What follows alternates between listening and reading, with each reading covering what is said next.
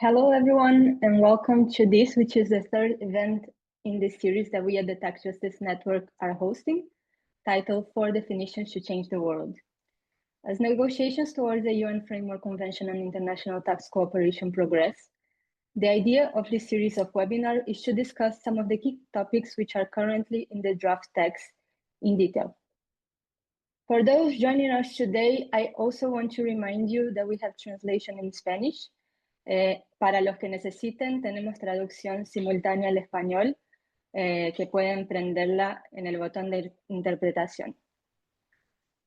Today, I have the privilege of moderating a session on the topic of value creation in the context of the commitment on a fair allocation of taxing rights. At first glance, value creation seems like a harmless concept, but one can quickly realize that one could spend a lifetime reflecting over its meaning and implications, even if, as we will today, we'll focus on the in the context of international tax cooperation. This is because once we open the Pandora box of value creation, we are immediately confronted with very difficult questions about what really creates value and how tax rules should capture them. For instance, if we think about a multinational company, is value created in the office in the headquarters country, in the factory in the global south? Is it really in the intellectual property that can be stored in contexts where it can be taxed at a lower level? Or is it created through the millions of users who engage in digital platforms, making these companies relevant economic actors? And crucially, for the purpose of this discussion, how can we ensure that our language and rules not only reflect real economic factors, but also guarantee that states are entitled to a fair allocation of taxing rights related to such economic activity, as the commitment in the convention requires?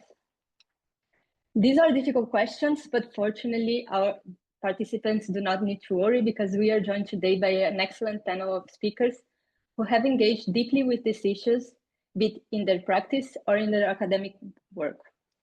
We will hear first from Dr. Matthew Olusanya Bojubola, who has participated in nearly every major international tax forum one can think of.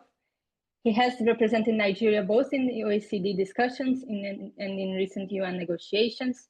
He has served as a co-chair of the UN Committee of Experts in International Tax Cooperation in Tax Matters, as a co-vice chair to the Inclusive Framework, as Nigeria's delegate to the G20 Working Group of Taxation, and many other spaces. And it's really fair to say that Matthew has witnessed almost all of the major international tax processes of the last decade firsthand. And it's really a privilege to have him with us today. We will then hear from Professor Claire Quenty, who has been writing about value creation in the context of international taxation for more than a decade. Their work combines research on tax avoidance, value theory, and political philosophy in a very unique way. And Professor Quentin is currently a lecturer at Loughborough University. Lastly, we will hear from Professor Latif, who is yet another luminary who has been closely following the convention process. Professor Latif is a lecturer at the University of Nairobi. She's the director of the House of Fiscal Wisdom and a managing partner at Lay Latif & Co. Advocates. In addition, we at TGN have the privilege of also calling her the chair of our board. So I'm sure that after these presentations, you all want to hear the reflections on the topic. But before we begin, I want to briefly situate why we're discussing this ambiguous concept today in the context of the UN framework negotiations. Some of you may be aware that the topic of value creation really gained a lot of prominence in the first BEPS project, following a mandate issued by the G20. In the so-called St. Petersburg Declaration, the G20 asked the OECD to guarantee that profits should be taxed where economic activities deriving the profits are performed and where value is created. The BEPS project subsequently developed 15 action points which aimed at addressing tax avoidance strategies used by multinational companies.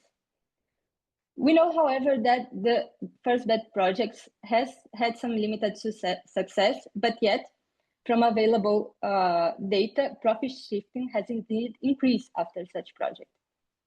The discussion on value creation later resurfaced in the context of Pillar 1, particularly regarding the digitalization of the economy and the role of users in new forms of economic activities.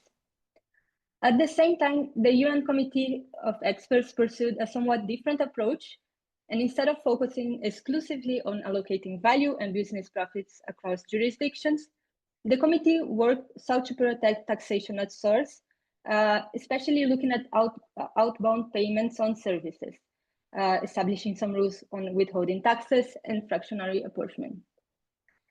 So why is it that we are now discussing this concept with all its ambiguities in the context of UN negotiations instead of focusing on concepts such as economic activities? And here is it important to note that value creation was not initially included in the terms of reference.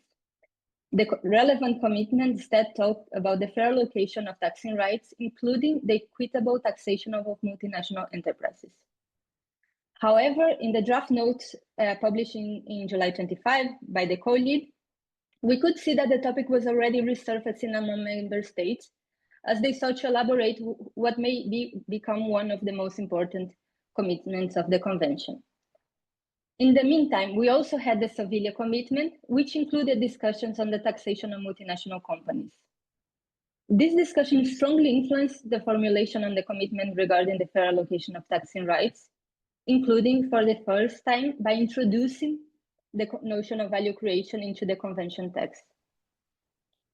Accordingly, the first draft of the convention in that commitment focused more narrowly on business activities, which is a concept that has now been removed from the latest draft convention. But the notion of value creation remains, and with it remains several concerns raised both by civil society organizations, academics, and several member states during the negotiations. With all of this background in mind, we now have the opportunity to hear from Dr. Bojubola, who will help us think through on why this concept is being used and what role it may play in the context of the negotiations. Thank you very much, you all, for joining us today. And Matthew, the floor is yours. Thank you very much, Florencia. And I also want to appreciate the TJNI for inviting me to be part of this. I know you have actually had to bend backwards to accommodate my schedule. Can you hear me? Oh, okay. So thank you very much. So, yeah, so I'm just appreciating the invitation. And also permit me to please provide a little caveat. Currently, I co-chair the UN Task Committee, and so whatever I express as an opinion here does not represent the position of the Task Committee. It's my personal position, and also does not represent Nigeria's position. Now, when we look at the issue of value creation, I think before we jump to that, we need to ask ourselves, how did we get here to discuss value creation? Issue of value creation becomes a topical issue because in 2013, when the OECD Inclusive Framework BEPS project started, action number 8, 9, and 10, which dealt with the issue of transfer pricing, tried to ensure that profits are taxed in the jurisdictions where the relevant economic activities took place. And this was a very welcome discussion and development as at that time, because the intention was to ensure that jurisdictions where real activities take place are adequately rewarded for their contribution along the value chain. However, and very unfortunately, the application of the notion of value creation in transfer pricing particularly in the allocation of profits to PEs, for example, had not been done, in my view, in a fair manner. And when we talk about fair manner, it has to do with what is our idea, or what is the definition we have attached to value creation. If we look at the way transfer pricing is done today, you will realize that much value is allocated to non-routine activities. So you find out that when you have to benchmark, when you have to do your function asset risk analysis in transfer pricing, all of those activities that you map most often are classified as routine activity. And then you have a large chunk of the profits of an enterprise that is taken to be residual profits, and which by definition usually goes to the investor, or the place where intangible assets are held. And this had been the major problem in the definition of value creation. The second problem that has arisen in the definition that is ascribed to value creation has to do with the neglect of the market. While you will have technology intangible, you have marketing intangible, but the market itself, the inherent value in the market itself is ignored and allocated no value at all. And please permit me to explain this in 1 minute. And I will use an example. In Africa, and I can say specifically of South Africa, there is a particular brand of car that is very popular in South Africa. And that car commands a premium price in South Africa. So if you have that kind of car in South Africa and you compare, let's say, Nigeria, you will get higher value for that brand in South Africa than you will get in Nigeria.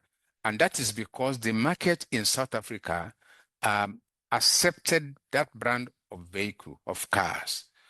But then, even though that vehicle sells at a premium in South Africa compared to other countries, South Africa is never allocated any value for the premium that the market commands.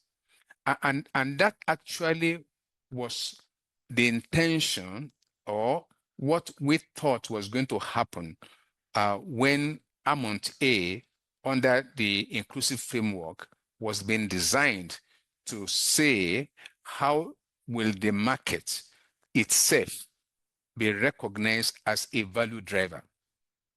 And this is where the challenge had been when it comes to issue of transfer pricing and allocating value to the various value drivers within the value chain. And this had been the challenge, particularly in market jurisdiction, where the issue of value creation as currently been defined have been applied. Now, so we can see that the current rule and definition of value creation, which is basically looking at physical things like where you have the machineries, where you have the plants, where you have R&D expenditure and all of that. The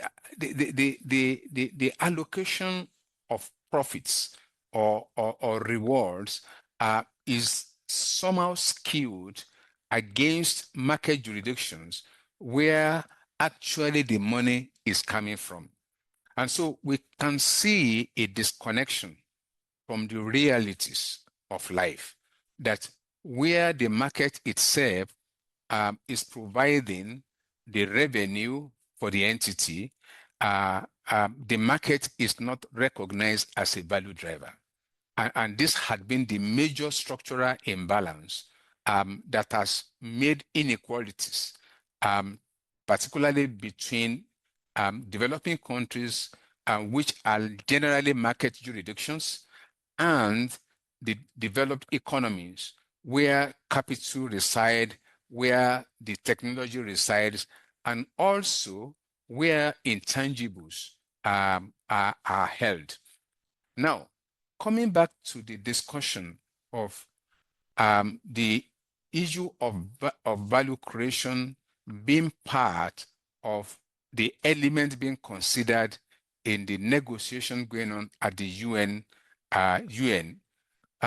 first of all, we must all accept, and I do personally accept, that the idea of value creation in its own self as a concept is not wrong. And it is the definition that is adduced to it that is not, in my view, proper, or that is creating the challenges that we have currently. If we are able to identify all the elements that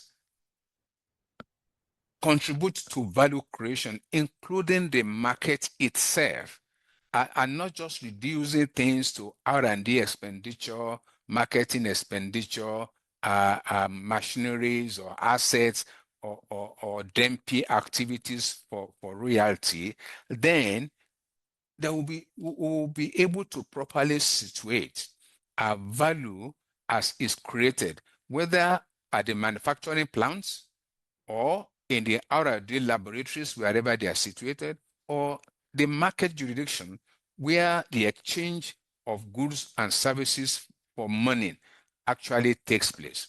And that is where, in my view, the big debate is, which is, what is our definition of value creation?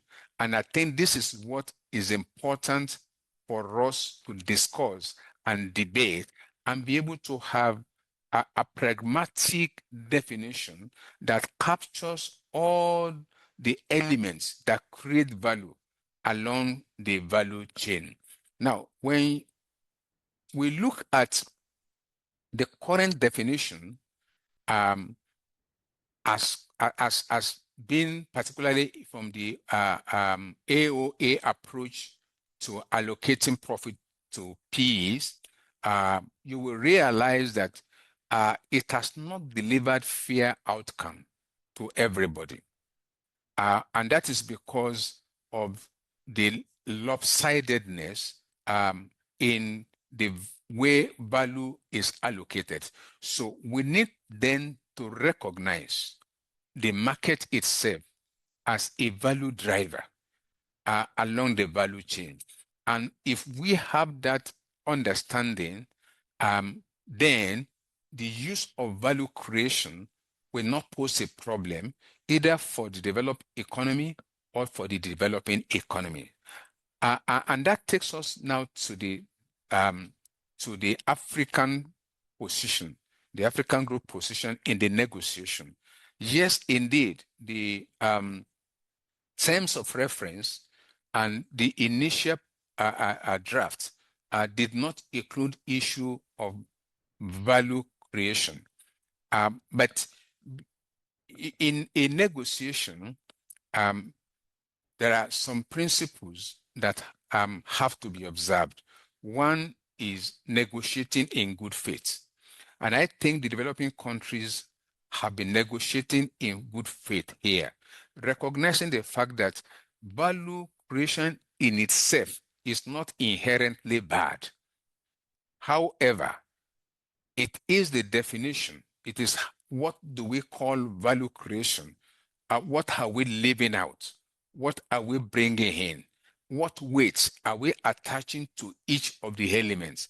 I think, in my view, and that also I believe is the view of the African group in the discussion, is what needs to be addressed. Now, this may not go directly into the document that is being negotiated now, and that is where the relevance of various international tax organizations come in breaking this down. When you look at the AOA as currently being practiced, you will see that the major value driver recognized will be things like the R&D situation, significant people function, and all of that, without looking at what the market is contributing, and also the weight that is attached to our intangibles, in our view, are rather too exceeds what value it actually represents. So it is important, therefore, that in looking at the residual value or residual profits of an entity, the contribution of the market itself, the market segment, needs to be recognized. And if this is done, then the use of value creation as we currently have it in the current drafts will not be a problem. Let me have a closing reflection. Number one is the fact that value is not only where capital or intangible are located. I think this is a very key issue for all to understand. It must also include where consumers participate, where resources are extracted, and the markets which sustain profitability. Number two thing, as a closer reflection from me, is that developing countries want to see that their contributions along the value chain are properly reflected in the allocation of taxing rights and also in the allocation of profits to PEs or to subsidiary entities that are in market jurisdiction. And number three is that we need to develop a system that goes beyond the vague notion of value creation. Value creation must actually look at real, not just the physical activity, but we also look at the market environment. How acceptable is the product to the market? If the market does not accept the product, then there can be no revenue. If there's no revenue, there's no profit to allocate, whether to technology or to manufacturing or to intangible. There will be none. And so these are my closing reflection on this topic. I am open to take any question that you may want me to attend to. Thank you very much for the opportunity you have given me, Florencia. Thank you. Thank you so much, Matthew. I'm gonna hand over to Claire now. I am aware that Matthew might need to leave early, so if anyone also has questions for him, please do add them in the Q&A, and we'll see if we'll get to responding, or maybe between Claire and Lila we can do that. So Claire, the floor is yours. Thank you. Great, thanks so much. So hello everyone.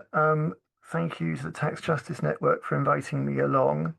It's been a long time since I addressed a TJN event, but for people who've been in this business for a while, you'll probably remember me. But for those who don't, I used to be in practice as a tax lawyer a long time ago, and then I kind of got involved with tax justice advocacy, and then I moved into academia. And that's why no one's heard from me for a while, because getting a job in academia takes quite a lot of work, and so I haven't been able to focus on sort of activism and policy related stuff for a while. But anyway, I'm back. So I did a lot of research on value creation, kind of in the interregnum between the first BEPS process and the two-pillar program. And what I looked at was I looked in detail at the kinds of things that people were saying about what value creation meant in the OECD negotiations, and kind of tried to match it up to various theories of value that you encounter in economics, in management studies, and in political economy, and found some very interesting things. But I don't want to talk about them because it's very theoretical. It's really fun and I loved it, but it's very theoretical. And I'm going to try and avoid talking about any of that stuff today. What I want to talk about is the future of the concept of value creation and the future of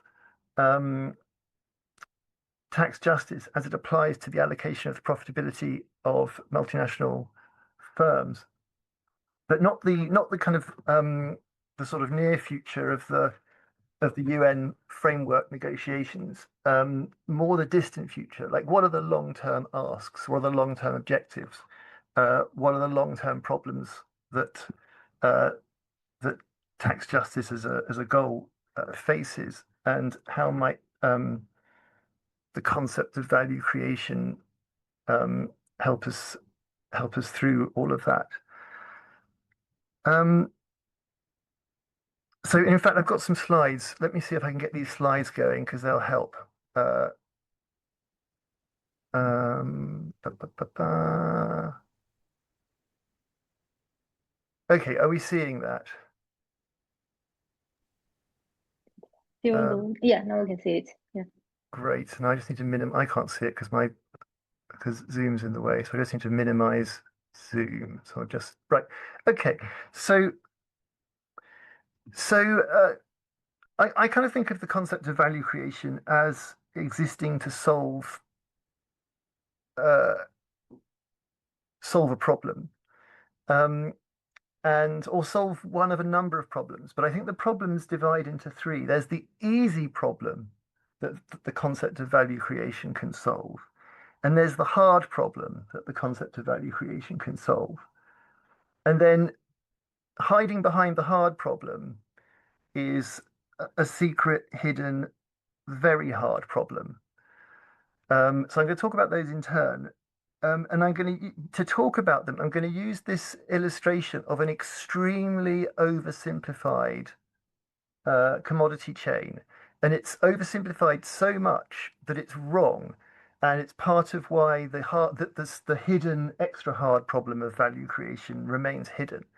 But let's look at this kind of wrong oversimplification first. So here we've got a multinational firm, and we're saying it's headquartered in Spain, and there's it's an apparel firm, and there's a sort of naked white man over at the bottom on the right in the UK who needs some clothes, and there are some clothes being made in Bangladesh over on the left there.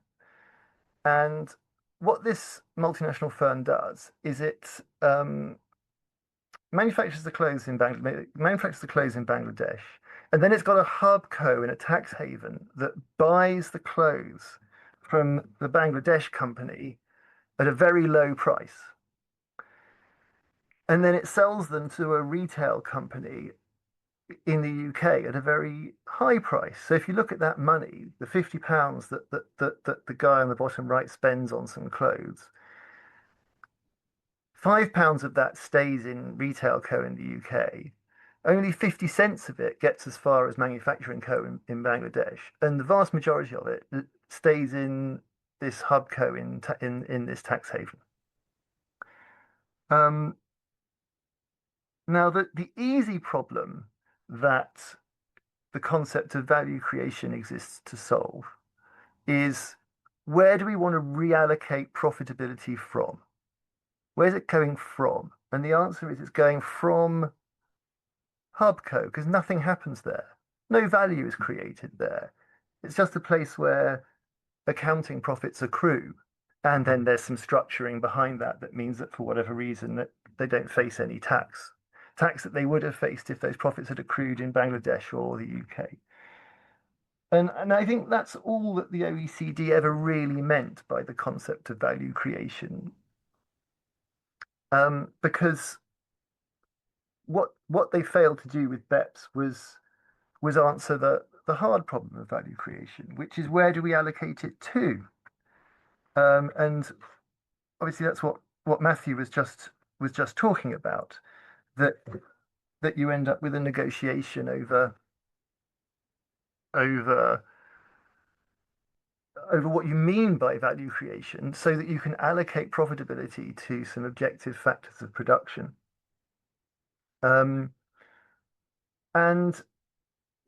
when we talk about the future of tax justice as it applies to in taxation of multinational companies, quite often what we say is, well, the solution to this is to bring that conversation out into the open. And we're going to stop trying to reallocate profitability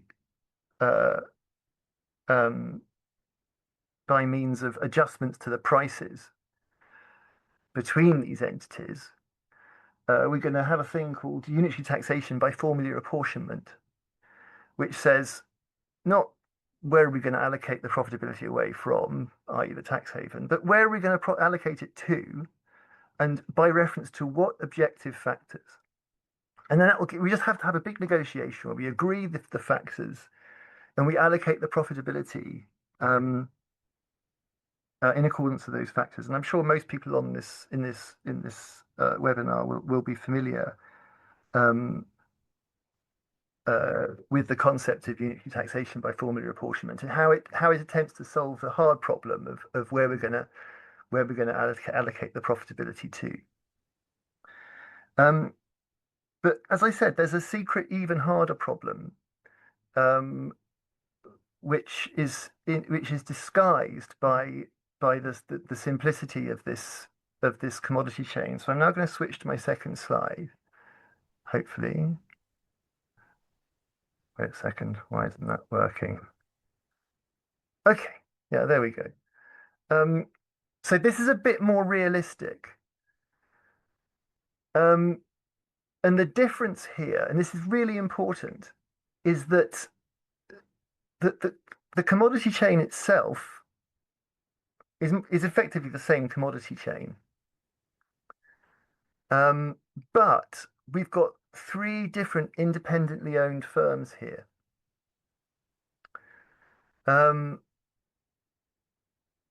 We've still got the retail happening in the UK, but that's a web-based, or at least we've got the consumer in the UK, but that's a web-based retail firm, US-based, and they structure their sales so that the money, although the consumer's getting their clothes sent by a fulfillment co in the UK, the money goes to a sales co in the tax haven, and then the group that sales co and the fulfillment co belong to, they only allocate a small amount of the revenue to their UK company, and the rest of it accrues in that tax haven sales co up there. And then we've got a completely separately owned fashion brand. This is the one that's based in Spain. And they have their brand held in a sort of intellectual property structure, which is in low tax jurisdictions and doesn't manages to avoid tax on its revenues. And only a very small amount of the firm's revenues go into the wholesale co that moves the stuff, that moves the clothes to the UK. But the thing is about that brand co, it doesn't even make the clothes. It just owns the brand. And the clothes are made by independently owned firms in the jurisdiction of manufacture. So in Bangladesh, there are competing apparel manufacturers owned by local entrepreneurs, and one or another of them will be contracted to produce the branded clothes. And if you look at and remember, these are independently owned.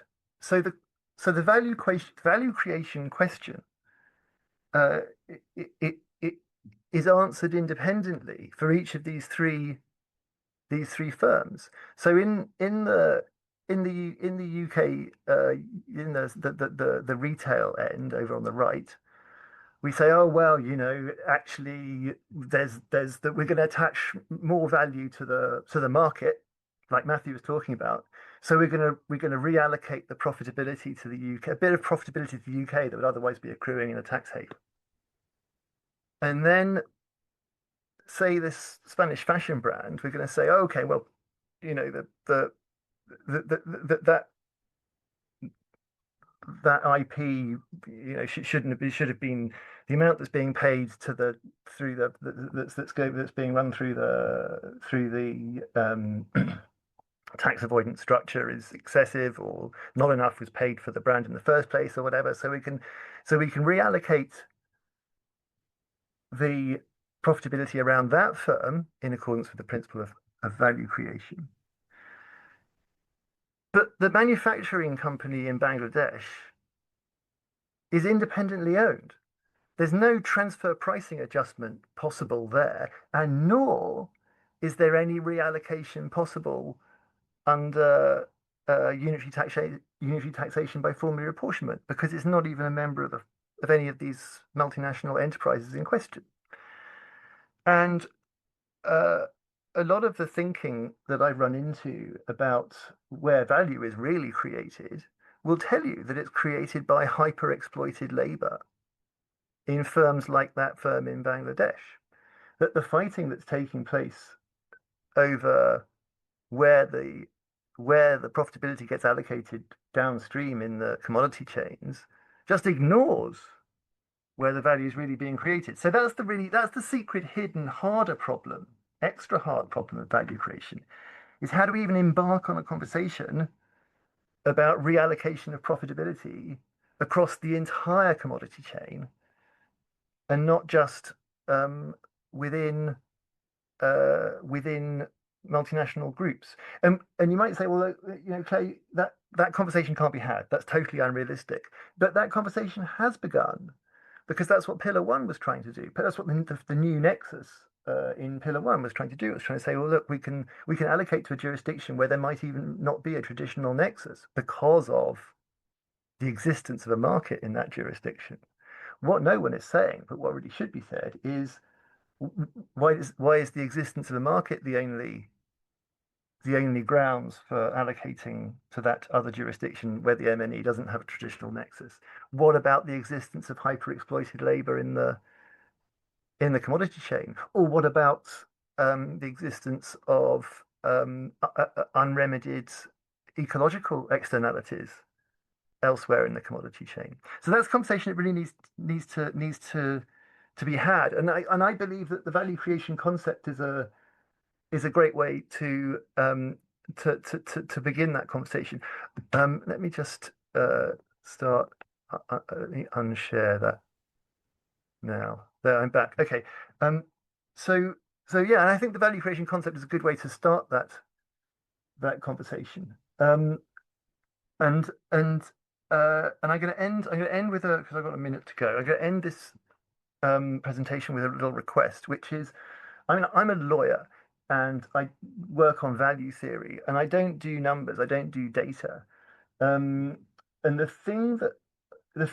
next step for this as a conversation about allocating profitability for tax purposes outside the bounds of the multinational enterprise, the next step for this conversation is definitely a quantitative one. It's to show what this is worth. Because I believe that's a conversation that it'll be easier to embark on once there are some numbers in place, even if they're just estimates, like the numbers that Alex Cobham and his colleagues used to come up with for unitary taxation by formula apportionment to show what it would be worth to jurisdictions around the world to start talking in these terms. So if anyone out there thinks, wow, that's a really cool idea, and also I know about the underlying data, I'd love to, if anyone thinks, oh, I'd love to collaborate with Claire on this, get in touch. So Google me, and my email address is on my Loughborough University profile. Okay, I'm going to call it a day at that stage because that's 15 minutes exactly, I think. Thank you so much, Claire, and especially for being very future oriented. I think that the convention demands us to do so, and it's actually very interesting because the commitment on a fair allocation of taxing rights, as I was mentioned, it includes, but it's not limited to multinational groups. So we should be actually thinking about these questions, which are the future questions that will guide us in our work in developing fairer rules. I want to call back Matthew because I know he'll have to leave in 20 minutes. So Professor Latif, if you could wait just a bit to begin your presentation so he can answer some questions from the chat and from the Q&A. And also, Matthew, if you have any comments on Claire's presentations, feel free to also mention them. We have one question from Maria, which basically has this doubt about whether we should be equating fairness with value creation, because according to her, this is not a legal concept, and it does it's related to the structure of income taxes, and it muddles the water. So she's basically arguing that maybe we should be talking about allocating taxing rights of the profits on the basis of the fiscal need of countries involved. So that's the question from Maria Paula. And then we have a question from Ajay, which he basically says that he doesn't think that there is a lot of difficulty in agreeing, in accepting the concept of value creation because it's already accepted in Pillar 1.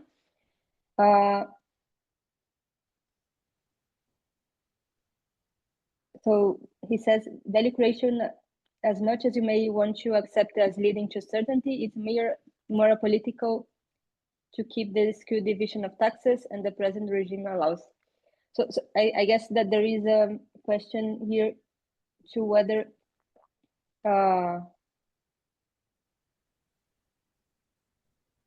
and then he says, is this fundamentally linked to the notion fact that capital flows from some nations presently, and so they have a right to anything created from it? So I understand that his concern is more about the political reality that value creation often reinforces the current inequalities by attributing value to the nations from where capital flows are coming from. So Matthew, I guess these are the questions from the chat.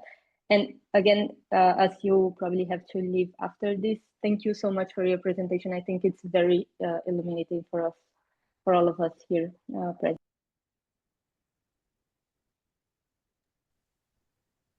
Okay, thank you, Florencia. Do you want me to take the questions now?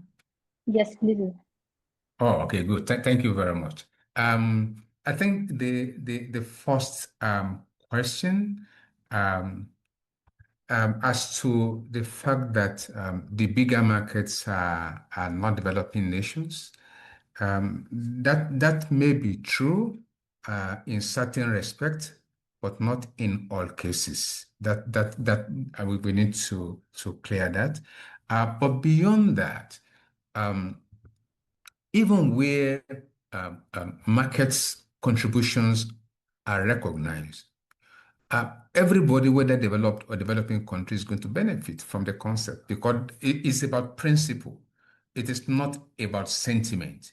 It is about fact-based. And I'm sure there are different products, different services that are accepted more in different jurisdictions than other jurisdictions. So it is about allocating the proper value to the contributions of markets along the value chain. And everybody is going to profit from that. It's not only developing countries that will benefit from such recognition. But taking the fact that the bulk of capital comes from the developed economies, and intangibles and all of that are also held by the developed economies. I think the only factor of production that is spread across the world, whether developed or developing economy, is market. And so if nothing is then allocated to the market, then it is robbing the developing countries of what should have come to them if proper allocation of the rewards of factors of production are spread according to the value that is created. So that is the issue. Now, as to the second question, which has to do, I'm trying to read again.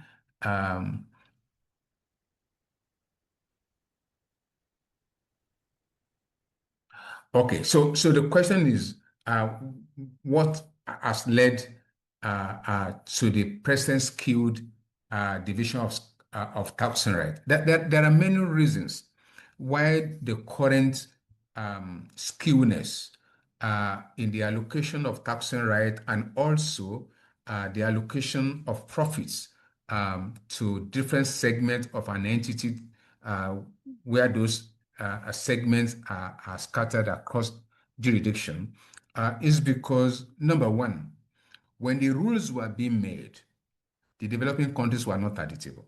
And so nobody considered them at all in setting the rules. Today, we have the arm's length principle, which started from the United States and then grew with the OECD. All the time those rules were being set, developing nations were not invited to the table. Number two is the fact that as at the time those rules were being set, businesses were being done basically through the brick and mortar model. And so you want to barb your hair, you really need to have the barber coming to yourself. You need to have a surgery. The doctor actually has to be with you. But today, surgeries are being done remotely. And so the technology that were available as at the time these rules were being developed are different from what we have today. We do a lot of things today now without having to have physical contact. And so these are actually some of the big issues, and the problem of loss of taxing right by market jurisdiction is exacerbated by the development of technology, where today, now what would take a human being to do, a robot will do it, or an algorithm will do it. So these actually are the big issues. And of course, all of those technology, all of those tools are also skewed. And what it has done is that the only thing that is not taken away is the market. But local production that used to happen in developing countries in market jurisdiction are no longer happening, including packaging that used to happen are no longer happening, because all of those could be done in a central place, and then you can use drones or you can use any other mode of transportation to go and deliver. So this is where the issue is exacerbated for developing countries, who is left, because most plants are being taken away from the global south. Production facilities are disappearing fast, and the only thing that is left is the market.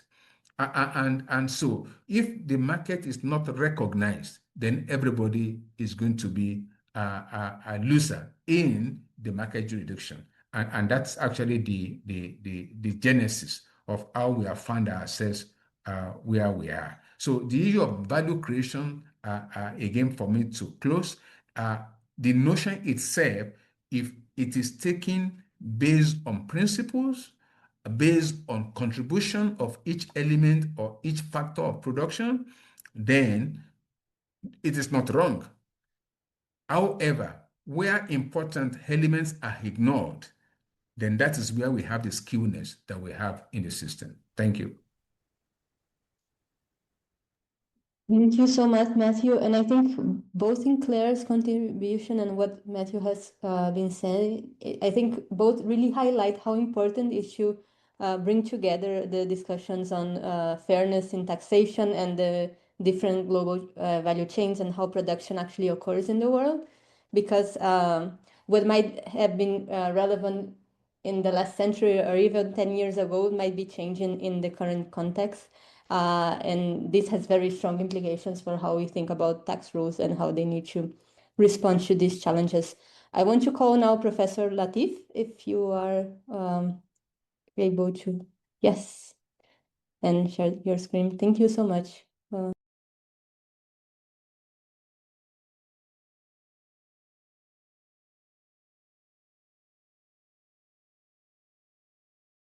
Great. Okay, I just realized I was talking and then I was muted.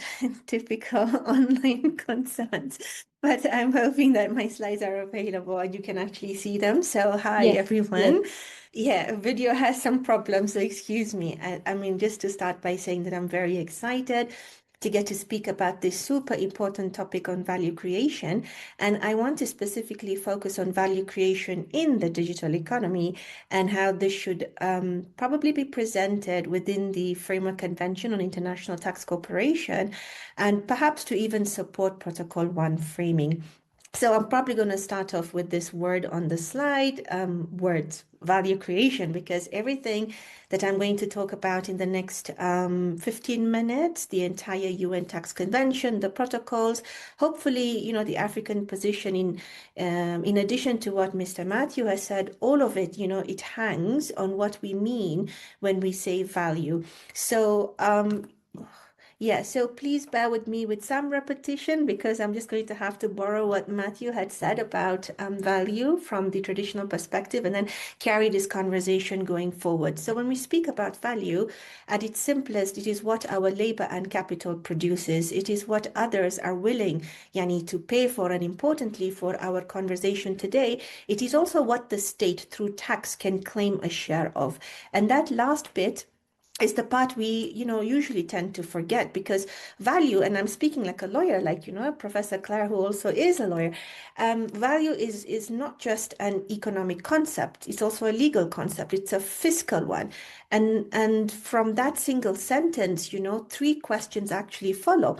And this is who made it, when, and which jurisdiction then has the right to tax it.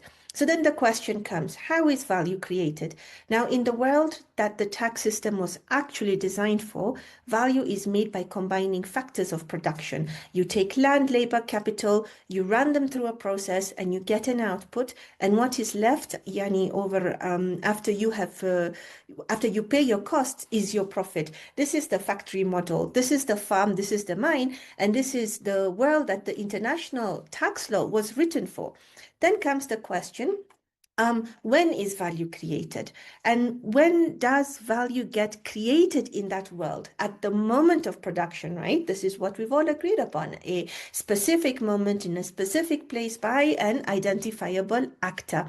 So it's like, for example, the factory whistle blows and the steel comes out, and then the tax is going to follow that. The jurisdiction in which the productive act actually happens has the first claim.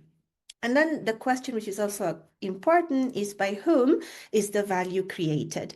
So it's usually by the three actors. It's the firm that organizes the factors, the worker whose labor transforms them, and then the state that underwrites the market through schools, courts, roads, and regulators. But, and this is important, the framework recognized only one as the residual claimant, which is the firm that took the profit, the worker that took the wage, and then the state that took the tax. That happened to be the deal.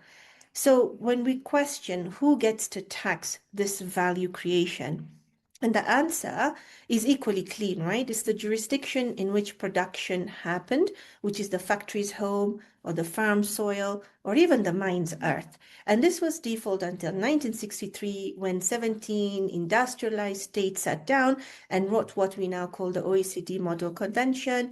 The rules tilted toward resident state taxation, and Africa, which was still largely under colonial rule, was not in the room when those rules were written. So we've got to keep that in mind, because then it's going to explain a great deal of what comes next in terms of my presentation and my thought perspectives. So what I've explained is basically the world the tax system was designed for. But we now have to look at the world we actually live in. This is the digital economy. And honestly, it breaks every traditional answer that we may have to it, because production is no longer taking place in a factory. The producer is no longer only the firm.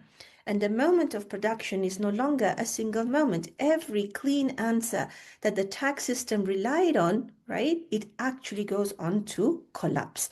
So we've got the same questions that I basically started on what is value creation, how do we, come up with value creation, when, and then by whom, is the same questions that we also have to ask as part of the digital economy. So I'm just going to quickly run through these. When it comes to the question of what is being produced in the digital economy, it's now attention, it's behavioral data, it's predictive insight, it's the network effects. It's things that no 19th century factory ever made.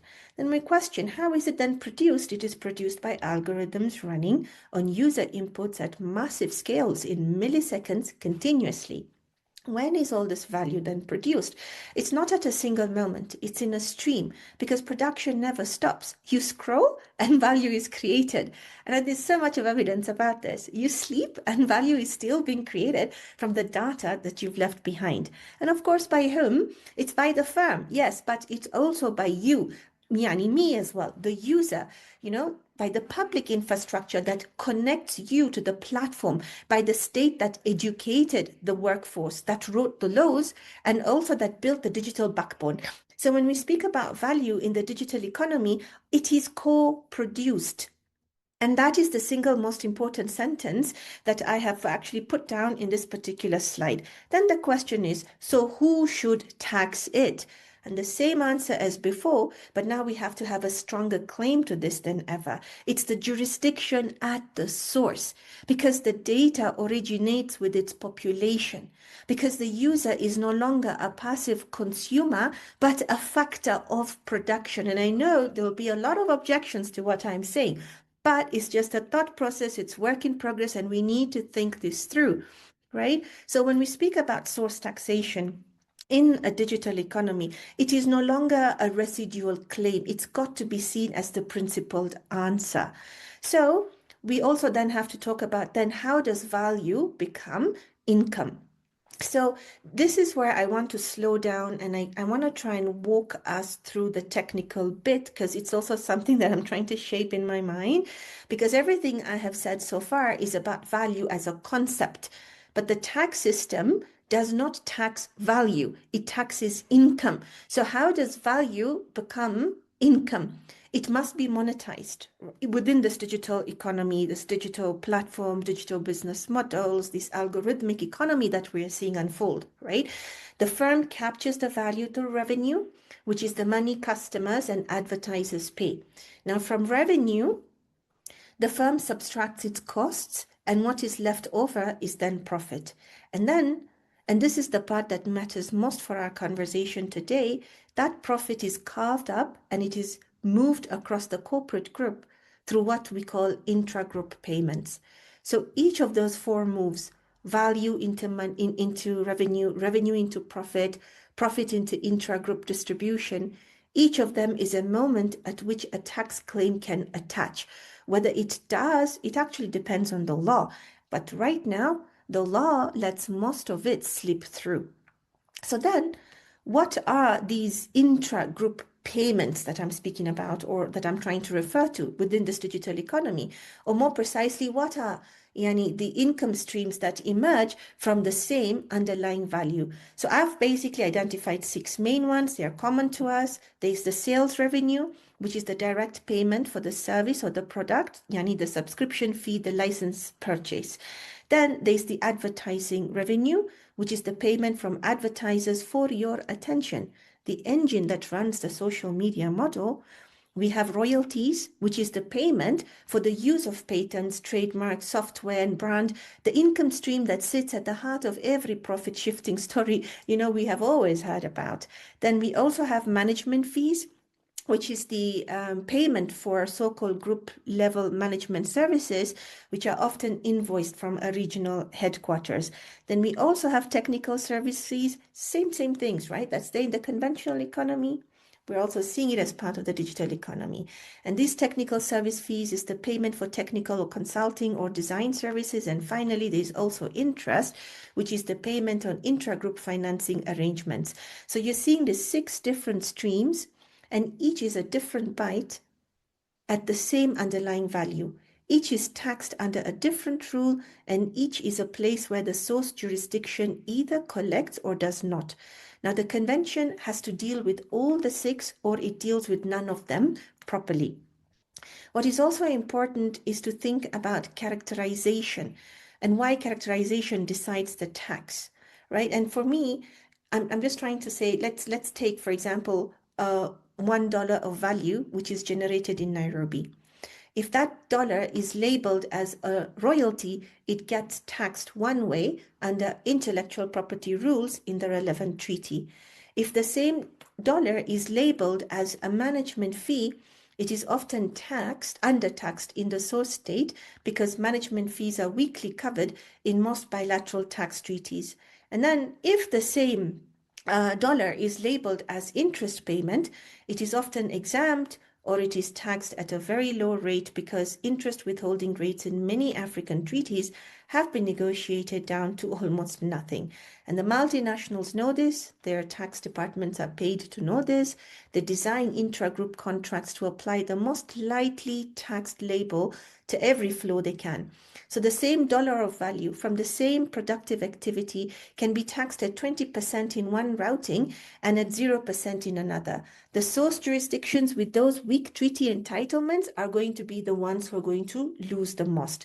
And this then becomes the central problem the convention has to solve, right? Its job is to make the underlying value, not the contractual label, decide that particular tax. So then, now, this is where I try and bring about a solution, which is to try and think about a definition, and a definition that is focused on value creation. Now, again, this is work in progress. It is open to debate and objections, but it is something that we need to start thinking through if we want to think about what value creation is looking like in the digital economy. A lot of it is escaping untaxed, and we've got to really be serious about it. So, when it comes to the proposed definition that I'm providing, it reads as follows. For the purpose of this convention, value is created in any jurisdiction that materially contributes to the generation of profit, including any jurisdiction in which productive factors, inputs originate, in which public infrastructure sustains the market, in which user data, which is very important for me, participation or content is generated, or in which the good or service is consumed or used. Each contributing jurisdiction holds a primary right to tax the resulting profit, exercisable at source and without deference to the jurisdiction of residence. The share of profit attributable to each jurisdiction shall be determined in accordance with the protocols to this convention. Now, from a legal point of view, for me, and some of the colleagues that we've been discussing this particular definition with at the Committee on Fiscal Studies here at the University of Nairobi, we're saying this definition matters for 4 reasons. Firstly, it occupies ground that, is currently empty. And in law, empty ground is never truly empty, right? Value creation is the organizing phrase of modern international tax, yet no binding instrument defines it. When you look at the ordinary canons of treaty interpretation, when there is an undefined term, it takes its meaning from an established usage. And the established usage here has been authored over 4 decades by a single institution whose interpretation locates value in the functions, assets, and risks of the multinational. So if we're going to be thinking about a convention that uses the term without defining it, it does not get a clean slate. It then means that it is silently inheriting this old meaning that we're trying to fight for, because the old meaning of value creation does not make sense for the digital economy.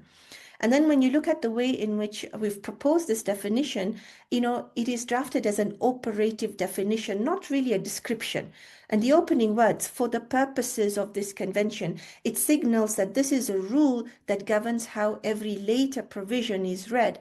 It is not an academic statement about economics. That is what gives it the legal force that definitions should have. It tells the interpreter, the revenue authority, and ultimately the tax tribunal, where value is deemed to arise, at once that is fixed. The rest of the instrument has a stable reference point against which every transaction can be measured. But we can open up this discussion on this definition as we open up the, as we get to hear from the rest of the participants, the online listeners, on what they really think about this going forward.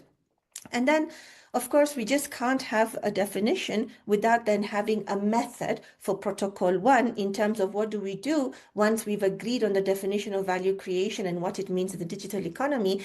Then what would be the method to now decide for us how this taxing right of these value creation within the digital economy is going to look like. So it's a very... it's just like a 4-point solution that we're trying to provide. I wouldn't say solution, but it's like a thought process, because Protocol 1 would definitely need an instrument that can actually be administered by a revenue authority of moderate capacity. So what do we do? What approach do we do to think about value creation within this digital economy? So the approach has to be source-based. The market jurisdiction always has to have the primary taxing right. The method has to be gross basis withholding at the moment of cross-border payment. And of course, this is contentious, because why gross? Because asking a revenue authority in any source state to verify the cost allocations of a multinational with, say, 30 group entities is asking them to do the impossible, but gross withholding cuts through that. Then the nexus must be multi-pronged: significant economic presence, user location, and a transaction value threshold, which could potentially be expressed in special drawing rights, for example, right? So that we do not miss the high value, low frequency digital transactions that escape every continuity-based criteria. And when it comes to the rates, they can be calibrated by risk. So say 5% on automated digital services, 12% on professional services to unrelated parties, 18% on related party services where the risk of base erosion is the highest. And then finally, a prevailing effect clause is also important to have, so that the protocol actually supersedes the 3,000 existing bilateral tax treaties, most of which were modeled on the OECD convention. So without that clause, then Protocol 1 will be defeated in practice by the very treaty network it was designed to discipline. Now, to just end, just give me 1 minute. I know plenty of people, researchers, policymakers, etc., will all push back on what I have said. Some will say the user is just a customer, is not a producer. So how do we put them as part of the value creation in the digital economy? Some will say that calling data co-production, it stretches the word value too far. And others, and we've heard this during the negotiations in the third session and the fourth session, will say that taxing the gross payment before costs can hit a firm that has barely made a profit and might tax the same money twice. And you'll also get to hear that maybe one person is going to say that the clause cannot really override within Protocol 1 3,000 plus or less existing treaties that the OECD already runs this space. Now, all these are fair points. They come from people and companies and states with real worries, and negotiators who fear double taxation, and finance teams who need to know their bill in advance, and countries that have sold themselves on being predictable. And I'm not going to wave these concerns away, but what I'm going to say is, why beginning from value and from source actually makes good business sense. You see, what businesses hate most is not tax, it is not knowing. And the system we have now is built on not knowing. That labeling game I described costs real money within the digital economy. Long audits, disputes that drag on for years, capital and management time that is locked up while it all gets argued out. And because the global answer has stalled, country after country is now bringing its own digital tax, their own tax frameworks on how they want to tax the digital economy and digital business models. And each one is different. Each one is unconnected to the next. So that mess is the real danger to businesses, and it is growing. So what I'm trying to propose here, in terms of the definition for the Framework Convention and maybe considerations that would make up Protocol 1 around this, is the opposite of that mess, right? A clear withholding rate that a company can read, can price in, and can plan around before it signs anything is worth far more than a lower rate it has to fight over for a decade. So what I've presented today is just, some thoughts that we've been playing about. It's all work in progress, but we're happy to hear more discussions on the same. Thank you, Asanteni. Thank you. Thank you so much, Leila, and especially for joining. I understand today is a public holiday in there, so double thanks for that as well. So I have some questions, and there are some questions in the Q&A as well. But I'll have one first for Professor Claire, and then I have also one for Professor Leila. And I also want to encourage everyone to use either the chat or the Q&A to share more questions, because I think we'll have maybe time for 2 rounds. For Claire, I wanted to ask you, you mentioned the interaction between value creation and extraction as 2 concepts which are very intertwined when we're discussing like production and taxation and so on. I wanted to hear if you could expand a bit more. And also, since we have the possibility of having 2 legal scholars here, if you have any thoughts or reflections on what Leila presented that you wanted to share, I would be very happy to hear as well. Then we have a question for Leila on should user data and digital participation count as value creation? And I have a related question, Leila, I'm not sure if which is how do you also, if you are talking about user participation, how can we discuss withholding in non-payment situations, and how would that worked given that you are talking about participation and data generation, there might be not attached payments, which complicate a bit the situation through a withholding tax. There is a question about the the calibrated rate and where did that come from?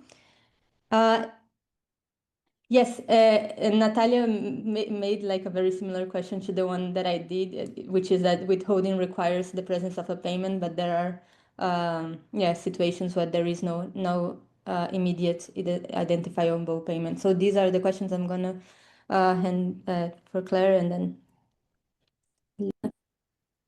Thanks so much. Those are great questions. So I'm glad you mentioned extraction, because I think that's important, and that will lead into, and answering that question will also lead into the question that I have for Leila, which is, so I mean,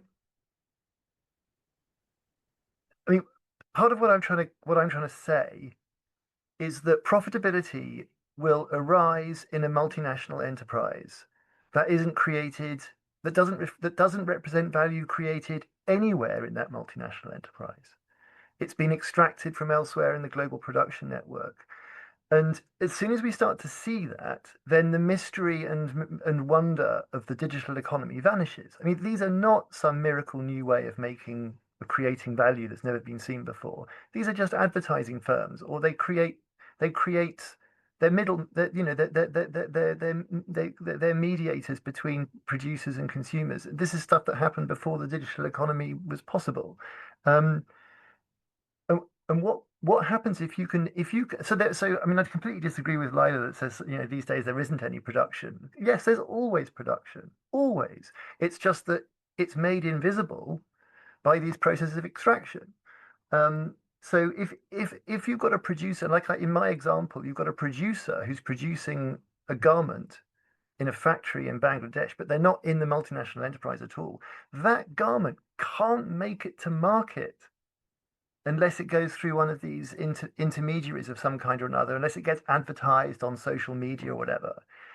And the value that then gets realized as profitability on the retail platform or in the hands of the social media firm, that value was created by those workers in that factory. It isn't created by some magical new process. It just looks like it's created by some magical new process because the role of the hyper-exploited workers in that factory upstream in the commodity chain is obscured by the fact that the profitability arises through a process of extraction rather than through a process of production. So what that means, like I was saying in my presentation, is that we shouldn't be trying to attach the label of value creation to data and algorithms and branding or whatever. We should look outside the firm to where that production, as traditionally understood, is taking place, and where that value that seems to be created magically out of nowhere is being extracted from. And so I mean, you said, do I have a question for Lila? Well, I do. I mean, so this idea that value in the digital economy is being created by sort of network effects and by user data and by the activities of consumers in markets. The jurisdiction that held up, so that obviously that came up in the BEPS negotiations, and it was, I mean, poo-pooed by the business organizations or whatever, but it was pursued by some of the jurisdictions.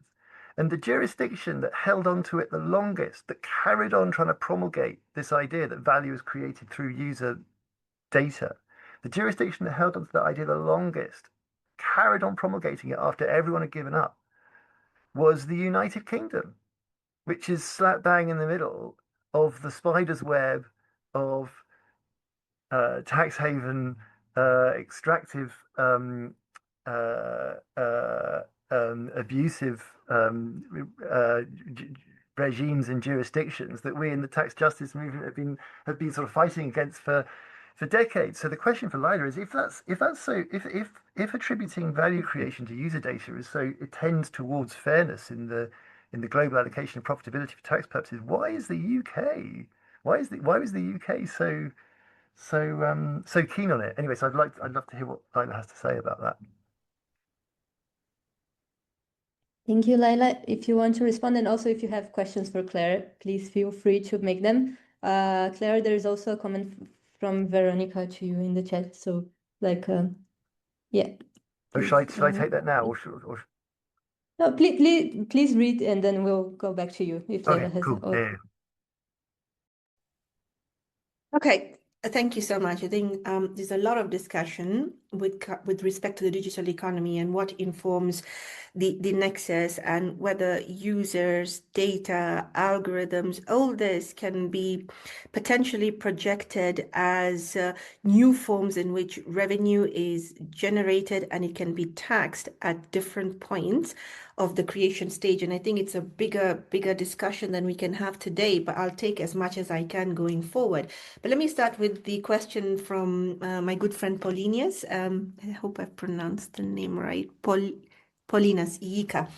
So in terms of what is the basis of the prescribed calibrated rates and what metrics inform that? So what informs the rates, and the metric that informs them is basically just risk, specifically the risk that a payment is being used to strip the tax base, and that the risk is read off the relationship between the parties and the nature of the service. So it's not based on any empirical evidence that I've tried to say that we're using 18% here, 6% here, and 7% there. We're just trying to see in terms of the way in which certain countries have now come up with their tax rate along these potential categories is what we can look to as a yardstick going forward. So, like for example, automated digital services to arm's length customers, it carries the least risk. So they sit at, say, 5%.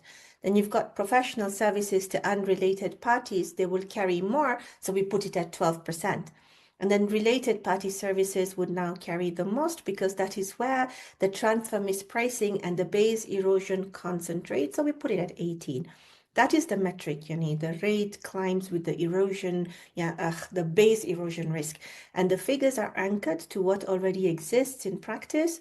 The digital service tax is already in force that cluster low around, my proposed 5% and the technical and management fee withholding rates.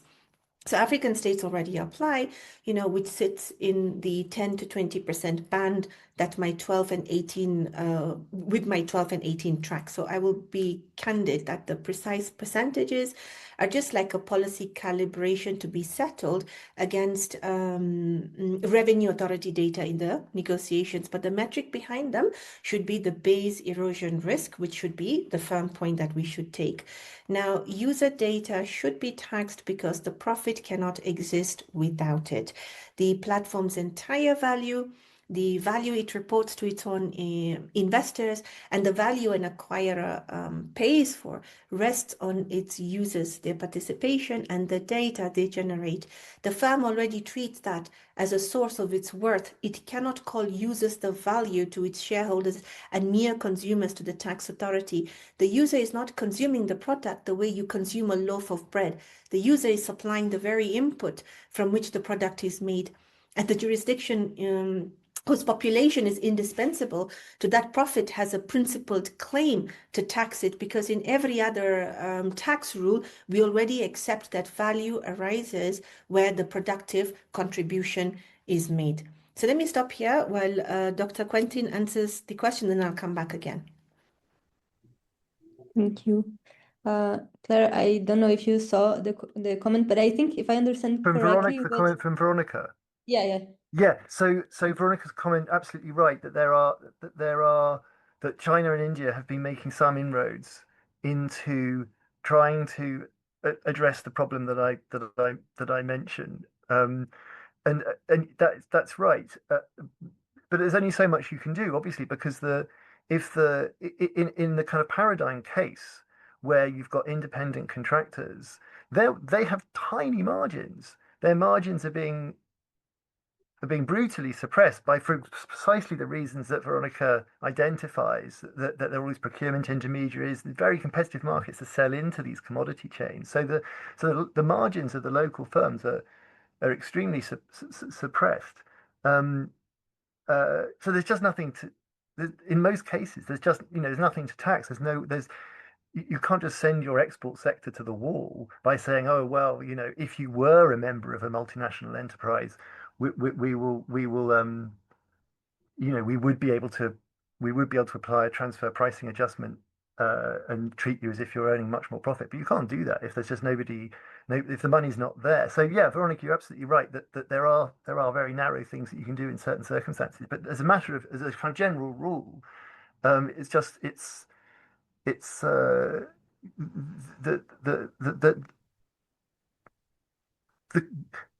the possibility within the system of making the necessary fiscal transfers just isn't there. Yeah, I'll leave it at that, I think. Thank you. Thank you so much, Claire. And Lila, I'm not sure, and also Claire, if you want to make any last remarks, because I think we'll be closing off. I'm going to let Lila do her closing remarks, get back to you. I've got nothing more to say, so Okay. over to Lila. Thank you. And my colleagues shared in the chat a feedback form if the participants want to respond to help us improve the webinars, that would be much appreciated. But Lila, yeah, please take the floor. Yeah, thank you. I mean, I really like the question that Dr. Claire asked me, and especially bringing about the UK perspective on that. And I'm really trying to think through it. But if I was to just quickly share my viewpoints, and happy to pick this conversation later as well, I feel like, when the UK's user participation argument, I kind of feel that it is narrower than what I am trying to propose in my understanding of user participation. And I think it's different in four specific ways. First, I think it is narrow in scope because it was confined to like a handful of business models. The UK applied user participation, and please correct me if I'm wrong, 'cause I'm not from the UK, so I'm just like on the basis of my reading. The UK applied, Yani, that user participation only to social media platforms, search engines, and also online marketplaces. The three models where it judged that active user engagement was the obvious driver of value. But everything else, Yani, cloud services, software, streaming, the sale of physical goods through digital channels, online advertising outside these models, it fell outside it. So my definition or my understanding of this user participation, it doesn't draw such a line. It locates value wherever there is a material contribution to profit, whether through data, participation, content, infrastructure, or even consumption. And it applies across the economy rather than to the three named sectors. So of course, the UK identified a problem in a corner of the digital economy, but what I'm trying to do is to identify a principle that runs through all of it. And then also the definition of user participation, which started off the entire discussion on Pillar 1 as well, was even narrow in mechanism because the UK did not propose to disturb the underlying architecture. User participation in the hands of UK, it was to be accommodated within the existing system by adjusting the profit that is attributable under the established what's this thing called? Transfer pricing and residence rules to reflect user-created value. So it was a modification to how profit is allocated inside the arm's length framework, not really a challenge to that framework. And that's the problem that we've been having on the continent. So my understanding of user participation and the kind of definitional analysis or the methods to be able to now unpack user participation that I'm trying to propose, it does the opposite. It's to test the arm's length method aside for these flows, taxes on a gross basis at source, and asserts a primary taxing right that does not really wait on the resident state. So the UK asked the old machine, to give a fair reading. But I'm trying to propose a very different machine because the way we're beginning to see the revenue streams, the revenue that is visible and the revenue that is invisible from the digital economy is beginning to show that we're losing, even in terms of illicit financial flows, base erosion, profit shifting, and how much we can tax this revenue from the African continent. We're beginning to see that we're at the short end of the stick. So we really need to think about what do these words mean for us in the logic of how some of these digital business models and the new streams of digital business models are beginning to grow. I think maybe I stop here. I can continue if you want me to touch more on user data, whether it generates value or profit and etc. etc. I think we probably will need to wrap up just because the translators will have to go. But if it's very quickly, you feel free. I could really stay for a very long No, period. it's never quick because it's a really important topic, so I'll just probably leave it. Okay, well, I'm sure we'll have other opportunities to keep this conversation going in the following month. But yeah, on behalf of the Tax Justice Network, I just really wanted to thank you all for Claire, Leila, and Matthew that has had to leave for participating, our translators as well, and everyone who joined for the webinar. Yeah, I think we have a lot of food for thought to develop from the presentations, and yeah, thanks again for joining us today.